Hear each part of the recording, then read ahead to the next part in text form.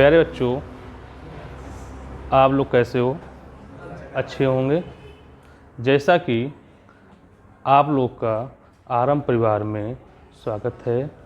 और आप लोग सबसे पहले आप लोग जो पिछली क्लास है वो आप लोग को समझ में आई है या नहीं आई है? अगर आई हो ना तो अपने और दोस्तों को शेयर कीजिए, ठीक है। आज जो आपका सेकंड पार्ट था उसमें क्वेश्चन आपको कुछ क्वेश्चन हो गए थर्ड पार्ट में, आज उसी का फोर्थ पार्ट है। सबसे पहले जो सेट है कौन सा है? 2024 का सेट नंबर 2 FT में आपका first second third fourth five का खा गा और घा क्वेश्चन हो गया था। आज अंगा देखते हैं क्या कह रहा है। सबसे पहले आप लोग को क्या है, क्वेश्चन को देखना है। क्या है? 5 का अंगा क्या कह रहा है प्यारे बच्चों? सबसे पहले बोला है 2.5 EV कार फलन वाले धातु में, जब बोला कार फलन वाले धातु में 4000 की तरंग दैर्घ्य का प्रकाश डालने पर, उसने तरंग दैर्घ्य बोला कितना? 4000 एंगस्ट्रॉम का प्रकाश डालने पर उत्सर्जन फोटो इलेक्ट्रॉनों की अधिकतम, मतलब क्या है, अधिकतम वेग तथा रेखीय संवेग की गणना कीजिए। सबसे पहले बाबू कुछ नहीं बोला, उसने बोला जब भी बोले तरंग दैर्घ्य तो क्या होगा?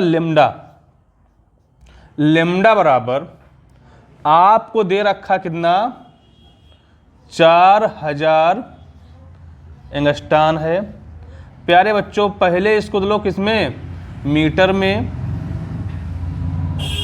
तो 1 एंगस्ट्रॉम 10 के 10 होता है मीटर, या लेमडा बराबर 4 × 10⁻³ है कितना? 10⁻⁻10 है, या लेमडा बराबर 4 × 10⁻⁻7 मीटर। फिर उसने बोला क्या है, उसका कार फलन W 2.5 EV। उसने बोला कि फोटो इलेक्ट्रॉन, तो आपको सबसे पहले E निकालो। तो E बराबर क्या लिखोगे? hc/λ। तो यहाँ पर प्यारे बच्चों आप लोग का H का मान मालूम क्या होता है? 6.6 10⁻⁻34 जूल सेकंड कर लोगे।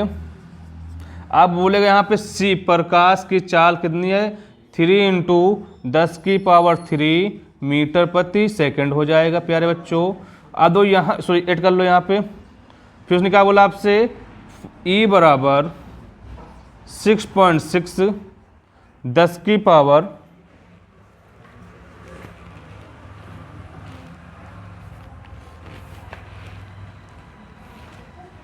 यहाँ पे 6.6, यहाँ लोगे आपका माइनस का 34, यहाँ पे इंटू 3.10⁸। आप उसने क्या बोला? लेमडा मान कितना है? 4 × 10⁻⁻⁻ के साथ, या E बराबर आपको कितना हुआ यहाँ पे? 198/4 10⁻⁻34 प्लस का 8 प्लस का 7, या फिर प्यारे बच्चों E इक्वल क्या लिखोगे यहाँ पे?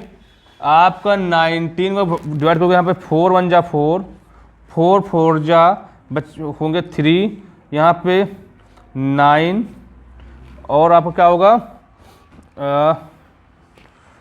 9 यहाँ पे 2 5, क्या होगा यहाँ पे? 4.95 10⁻⁻34 प्लस का 15। तो यहाँ E इक्वल 4.95 10⁻⁻19 जूल।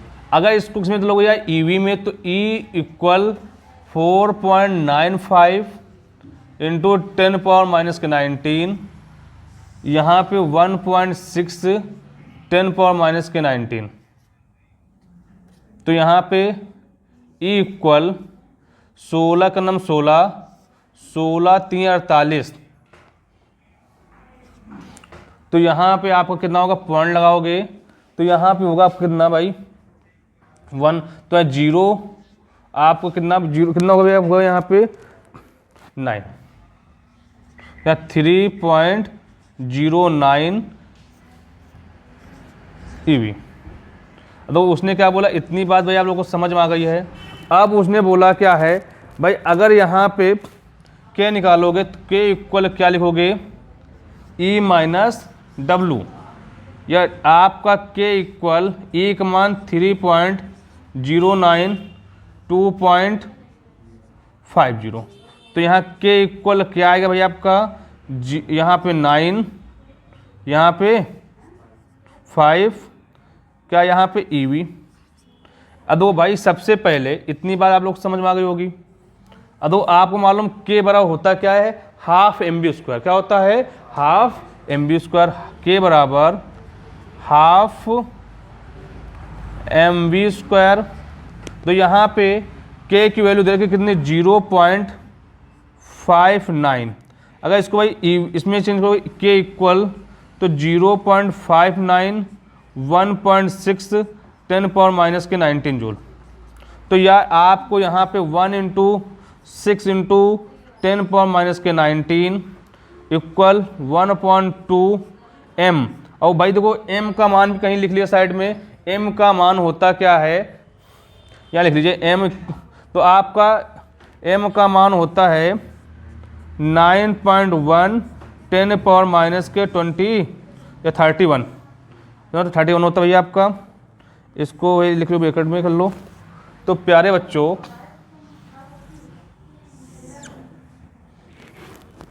तो यहाँ पे इसको भाई यहाँ से लिख सकते हो कितना, हाफ है ना, तो यहाँ पे m की वैल्यू है 9.1 × 10 पावर माइनस के 31 × v²।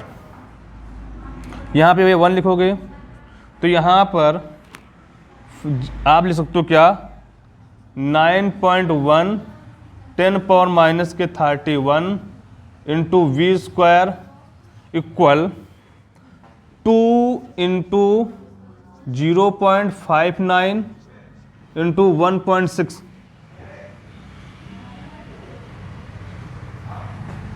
तो यहाँ क्या लिखा आपका 10 की पावर माइनस के 19। आपका 9.1 10.31 × v², 9 दूनी 18 10 11 × 1.6 10 पावर माइनस के 19, या आप लिखोगे v² इक्वल, तो 16 अट्ठी 128 हासिल 12, 16 का नम 16, 16 और 12 28 हासिल आए 2, 16 का नम 16, 16 और 2 18, और क्या लिखोगे 1 और 2 कितना भैया आपका 3 अंक बाद 16 लगा लोगे यहाँ पे, इंटू 10 की पावर माइनस के 19 भाई अपॉन में 9.1 10 की पावर माइनस के 31।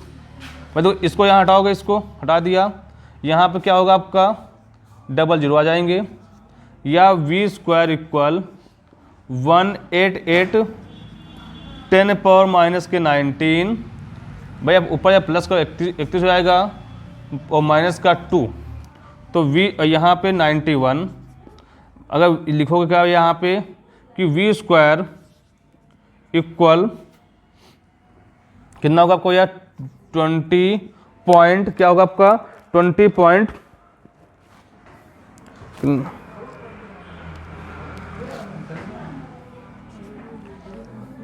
इंटू आपका 10 पावर माइनस का 21 प्लस का 31। तो v² इक्वल 275 इंटू 10 पावर 10, या v इक्वल लिखोगे यहाँ पे 20.75 इंटू 10 पावर 10, या v इक्वल ये किसका वर्गमूल होता है, ये 4.0 किसका होता है भैया आपका 4.56 5 6 मतलब होता 5 5 का है, या 5 तो आपको 6 लिख सकते हो। यहाँ 10 पावर कितना हाफ कर दो, यहाँ 5 हो जाएगा। आपका आंसर क्या आएगा भाई, इसका क्या होगा, मीटर प्रति सेकंड। भाई आपका क्वेश्चन ये था। भाई देख लो क्वेश्चन, फिर समझ लो क्या उसने कहा प्यारे बच्चों।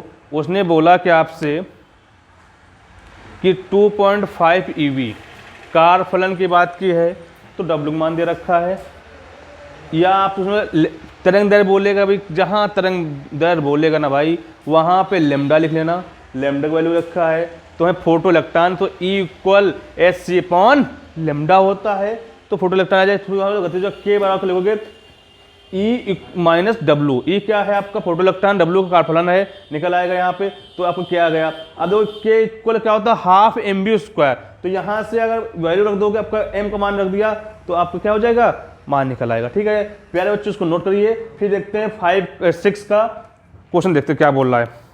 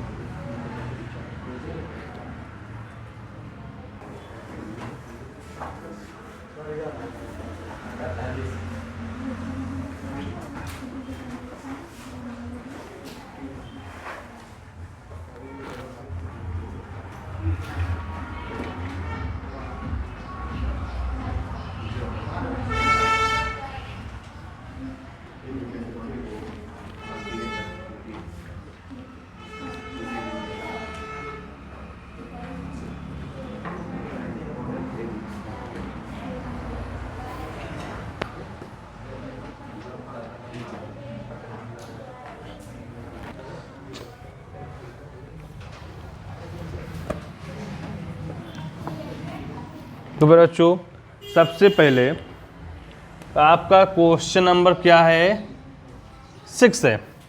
6 का पहला क्वेश्चन बोला है का स्थिर विद्युती में गॉस नियम को लिखिए, स्पष्ट कीजिए कि इसकी सहायता से एक समान आवेशित पतले गोली खोल आवेश Q है तथा त्रिज्या R है। तो आवेश क्या है, Q है, त्रिज्या R है, के कारण विद्युत क्षेत्र का मान पहला वाला खोल के बाहर, खोल के भीतर, खोल सतह पर ज्ञात कीजिए। अगर ये क्वेश्चन आपको ना हो पाए तो मुझे कमेंट करना, तो इसको हम अगले पार्ट में दिखा देंगे, ठीक है, करवा देंगे। इसका जो नेक्स्ट जो अथवा में है मैं इसको करा दे रहा हूँ आपको।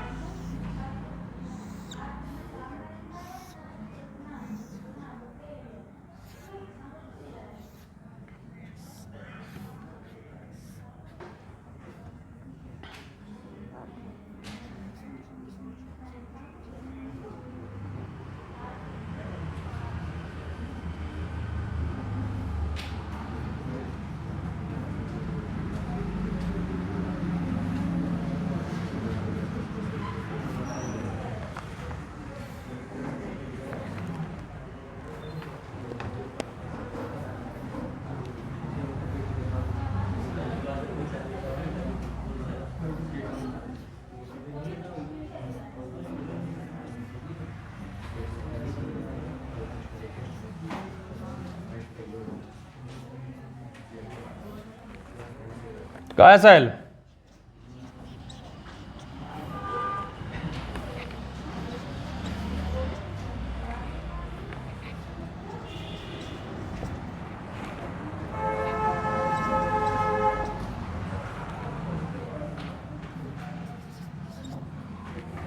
बोल रहा है दिए गए परिपथ में निम्नलिखित की गणना कीजिए।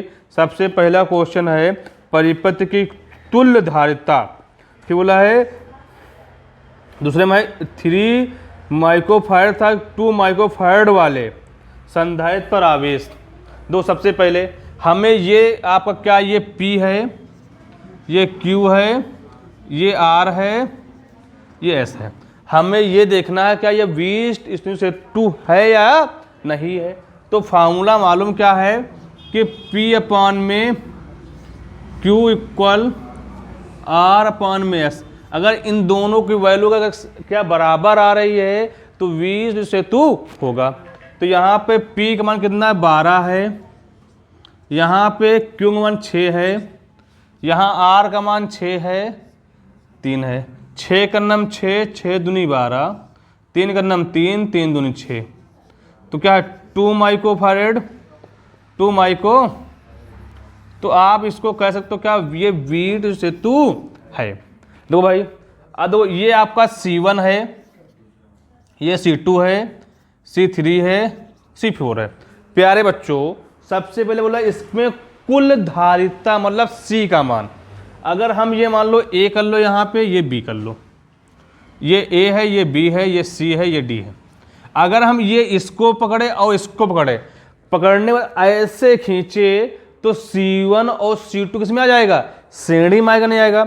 तो क्या यहाँ पे सबसे पहले C1 इक्वल क्या है 12 माइक्रोफैरेड और C2 कितना है 6 माइक्रोफैरेड। पर बाबू क्या है आपका, इस क्या है धारिता, संधारित है ना, क्या है संधारित है भाई। तो आपको धारिता क्या है यहाँ पे, संधारित की धारिता, क्या धारिता भैया किसमें है, श्रेणी क्रम में है, श्रेणी क्रम में है। तो एक बात और समझो, अगर यहाँ पे अगर प्रतिरोध की बात करता तो आपका प्रतिरोध और संधारित का होता है एक दूसरे के अपोजिट होते हैं। जो संधारित का होगा श्रेणी का, वो प्रतिरोध में किसका होगा, समांतर को होगा। जो संधारित में समांतर होगा वो क्या प्रतिरोध का होगा, श्रेणी होगा। तो यहाँ तो फॉर्मूला होता है कि 1/C बराबर C' 1/C1 प्लस 1/C2, या यहाँ पर C' कर लो इसको। तो यहाँ पे 1/C1 कितना है 12 माइक्रो है, या कितना आपका 1/6 माइक्रो है। तो 1/C' इक्वल एलसीएम कितना होगा 12 होगा, 12 का नाम 12, तो यहाँ पे 1, 6 दूनी 12, यहाँ 2, तो 1 कितना 3/12, 3 का नाम 3, 3 चौक 12, तो 1/C' इक्वल कितना 1/4। तो C इक्वल कितना 4 माइक्रो फैरेड।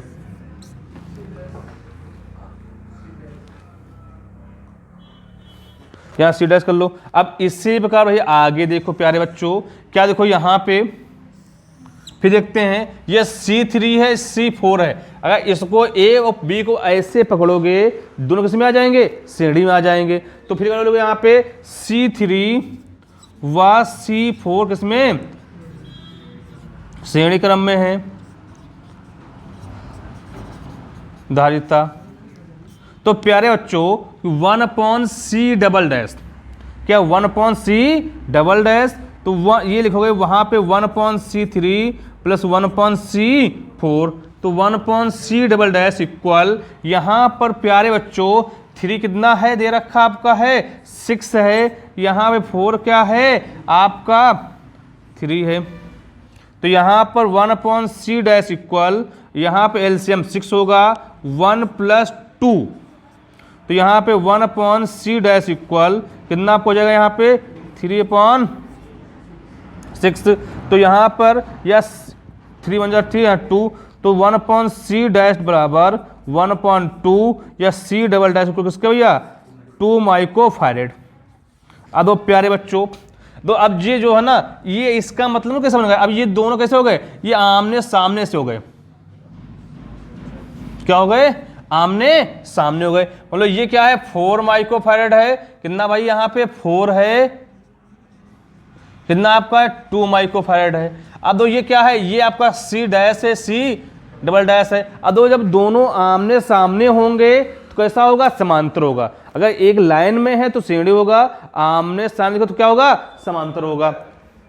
तो यहां पर तो क्या लिखोगे, अब दो सामने लिखोगे यहाँ पे C' व C' किसमें है, समांतर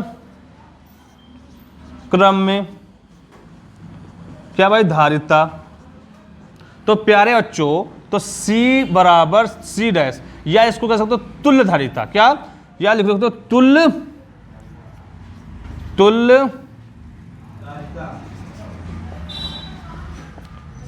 C बराबर C dash C double dash. तो यहां पर कह सकते हो क्या प्यारे बच्चों, तो C इक्वल कितना 4 + 2, तो कितना माइक्रोफैराड। ठीक, अब तो ये बात हो गई। आप उसी, तो पहला क्वेश्चन हो गया कि तुल्य धारिता निकल आई। दूसरे क्वेश्चन बोला क्या है कि 3 माइक्रोफैराड के लिए क्या बोला है, आवेश 3 माइक्रोफैराड पर आवेश पूछा है, आवेश की बात की है। तो यहां पे Q बराबर क्या लिख सकते हो, या आपने फॉर्मूला पढ़ा क्या है कि C बराबर पढ़ा क्या, C बराबर पढ़ा है Q/V। ये क्या है, आपको यहां पे 10 वोल्ट दे रखा है, तो यहां तो C का मान 3 माइक्रो है और V का, सॉरी देखो, तो इससे कोई बात नहीं है। अगर भाई हम इसको, ये दिया गया ना आपका, ये 2 है, कितना यहाँ पे 2 माइक्रोफैराड है, क्या है, बोलो ये और इसके बीच में, जब इस पे जाओगे ना तो ये आपका एक लाइन में ऐसे आएगा, तो क्या जिसमें किसमें होंगे, ये श्रेणी में होंगे। इसका कितना 2 माइक्रोफैराड कितना आएगा, इसको जब हल करोगे तो C इक्वल कितना आएगा 2 माइक्रोफैराड आएगा। तो यहाँ पे या लिखो Q बराबर CV, तो Q बराबर क्या 2 × 10, तो Q बराबर कितना 20 वोल्ट। ठीक भाई, अगर तो इसी में बोले इस पे, किस पे, केवल 2 पे, क्या बोले 2 माइक्रोफैराड पे, केवल 2 माइक्रोफैराड बोलेगा ना, तो ये क्या विद्युत सेतु है, तो यहाँ जब भी ये बीच पे है ना, इस पे आवेश कितना होगा, हमेशा 0 होगा। क्या होगा, 0 होगा। कितना आवेश होगा, 0 होगा।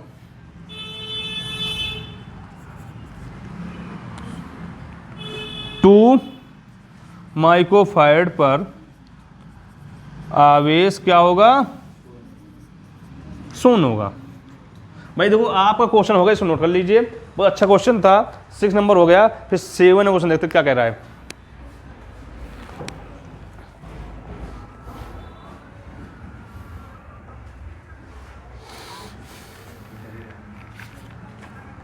ये 5 नंबर में क्वेश्चन था आपका, नोट कर लिया भैया।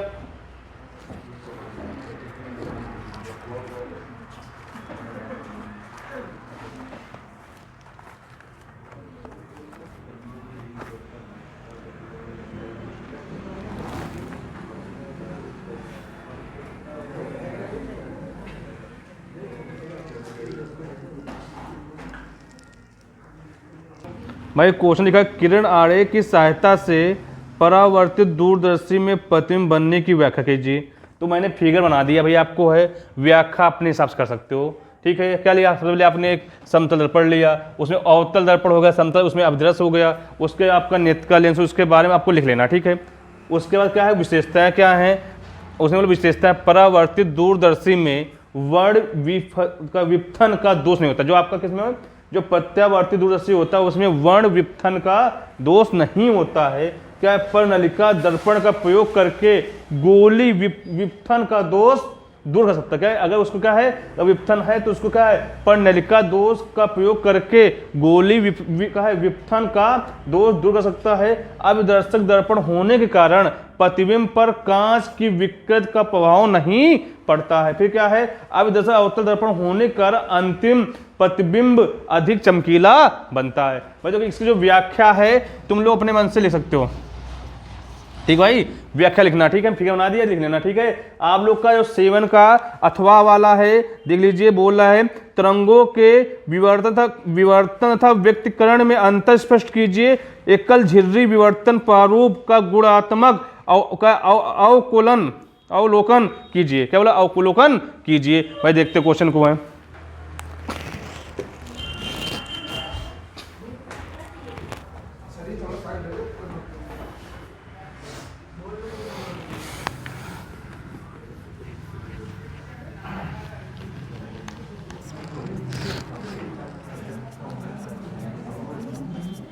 बहुत इसमें इधर कहाँ तक, यहाँ तक आ रहा है।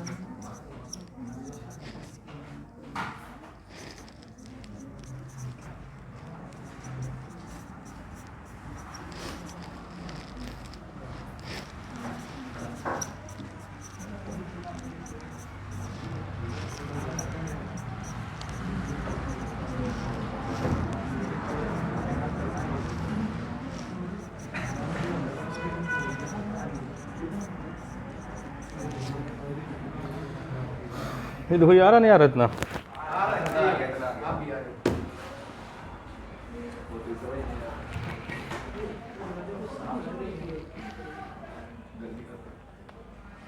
तो बच्चों बोल रहा था आपसे, क्वेश्चन क्या है, बोल रहा है कि सब इसमें है तरंगों के विवर्तन तथा व्यक्तीकरण में अंतर स्पष्ट कीजिए। एकल झिर्री विवर्तन प्रारूप का गुणात्मक का है अवलोकन कीजिए। सबसे पहले तरंगों की विवर्तन था व्यक्तीकरण में अंतर, विवर्तन लिख लेना, व्यक्तीकरण लिख लेना। विवर्तन क्या होता है? विवर्तन एक ही तरंगराग के विभिन्न बिंदुओं से आने वाले क्या है, द्वितीय क्या तरीकों के बीच का अध्यारोपण होता है। इधर क्या है, दो कला शब्द, इधर कला शब्द, इधर का तरंग राग है। शब्द स्रोतों से आने वाले प्रकाश तरंगों के अध्यारोपण से होता है। फिर क्या है, विवर्तन फिर कभी भी एक ही चौड़ाई की नहीं हो सकती, कि एक ही चौड़ाई की कभी नहीं हो सकती है। ये क्या है, इधर क्या व्यक्त का फिर एक ही चौड़ाई की हो सकती हैं, ये नहीं हो सकती, ये हो सकती है। फिर क्या उसने बोला, इसमें सभी दीप्त पिज में विभिन्न तीव्रताओं को होती हैं तथा तीव्रताओं को घटते क्रम में होती हैं। क्या है, तीव्रताओं में होती हैं, तीव्रताओं में होती हैं, और कैसे होती हैं, घटते क्रम में होती हैं। इधर क्या हो गए, क्या समान होती हैं। इधर क्या है आपका, इसमें निम्नलिखित का प्रातः पूर्णता अध्य क्रम नहीं होती, इसमें नहीं होती, इसमें होती हैं। उसने क्या बोला है, एक झिल्ली विवर्तन प्रारूप से जुड़े कुछ गुणात्मक अवलोकन कीजिए। क्या सबसे पहले, जब कोई तरंग जैसे कि प्रकाश किसी संकीर्ण छिद्र से गुजरती है, कुछ छिद्र से वहां से जा रही है, तो दूसरी तरफ का साधारण छाया नहीं बनती है। अगर इधर जा रही है तो उधर क्या छाया नहीं बनती है, तो दूसरी तरफ क्या है बनती, बल्कि फैल जाती। क्या नहीं, छाया नहीं बनेगी, पर क्या होगी, वो फैल जाती है, फैल जाती है। इस घटना को एकल द्वितीय का विवर्तन कहते हैं। एकल झिर्री विवर्तन को पर्दे पर देखा जा सकता है। पर्दे की दूरी छिद्र की मोटाई से ज्यादा होनी चाहिए। क्या बोला, जो पर्दा है उसकी मोटाई क्या होना चाहिए, छिद्र से ज्यादा होना चाहिए। तो क्या है, विवर्तन पैटर्न में बीच में एक द्यू बेड या पट्टी, या कोई बेड हो सकता है या कोई पट्टी हो सकती है। क्या है, इस पट्टी के मुख्य उच्चनिष्ठ कहते हैं। उसका कहते हैं जो पट्टी होगी उसका क्या कहोगे, उच्चनिष्ठ कहते हैं, मतलब ज्यादा से ज्यादा मोटी हो। ठीक है, इस लोग को नोट कर लीजिए। फिर देखते हैं क्वेश्चन 7 है, नोट कर लीजिए इसको।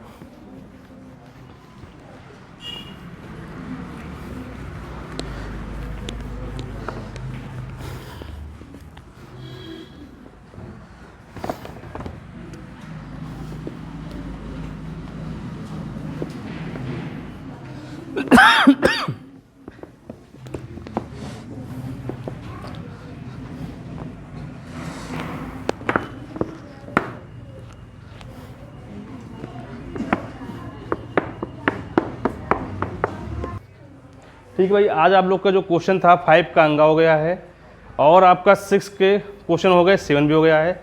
जो क्वेश्चन आपके 8 और 9 बचे हुए हैं वो आपको नेक्स्ट पार्ट में मिलेंगे। ठीक है, अगर आप लोगों को क्या क्लास समझ में आ रही है प्यारे बच्चों, तो क्या करना है, इसको लाइक भी कर दीजिए और सब्सक्राइब भी कर लीजिए। ठीक है, और क्या ज़्यादा से ज़्यादा लोगों को क्या करना है, आपको भेजना भी है। ठीक है, क्या है, अगर आप लोग क्या है, सबसे पहले जो क्वेश्चन आपको समझ नहीं आ रहा है तो मेरे इस नंबर पे आप कॉल कर सकते हो, या कॉल नहीं, मैसेज कर सकते हो। आपको फिजिक्स में जो भी चैप्टर में कोई डाउट हो इस नंबर मैसेज करिए, या आपको मैथ में कोई डाउट हो मैसेज करिए। ठीक है, आपको नेक्स्ट क्लास में मिलते हैं। ठीक है, जय हिंद, जय भारत।